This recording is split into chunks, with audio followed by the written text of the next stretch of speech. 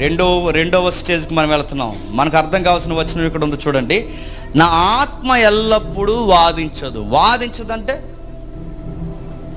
చెబుతుంటాడు అన్నమాట ఆయన. వరే వద్దురా, తప్పురా, అలా వెళ్ళకూడదురా, నువ్వు దేవుని కుమారుడు రా, బాప్టిజం తీసుకున్నావురా, రొట్టెలో చేతులు ముచ్చుతున్నావురా, తప్పురా అని మనతో ఏం చేస్తాడు చెప్పండి? వాదిస్తాడు, ఆర్గ్యూ చేస్తాడు. వద్దు, ఇదిగో ఇది తప్పు అని నాకు స్పష్టంగా చెప్తాడు. నీతిని గుచ్చి, పాపమును గుచ్చి, తీర్పును గుచ్చి ఒప్పింపజేస్తాడు. జాగ్రత్త, ఇది పాపం, ఇది జాగ్రత్త, తీర్పు ఉంది, జాగ్రత్త, ఇది నీతి కాదు. నాలో ఉండి ఏం చేస్తాడు చెప్పండి? వాదిస్తాడంటే నాతో డిఫెన్స్ ఇస్తాడు. డిఫెన్స్ ఇవ్వనివాడు ఎవరో చెప్పనా? ఫోర్స్గా పనిచేసేది ఎవడో చెప్పనా? అసలు వాదించకుండా మనిషిని బలవంతంగా లాగేసేది ఎవడో చెప్పనా?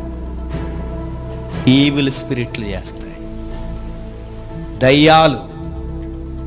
దయ్యాలు శరీరాల్ని బలవంతంగా లాగేస్తాయంటే శ్మశానానికి ఈడ్చుకుపోయిన సువార్త.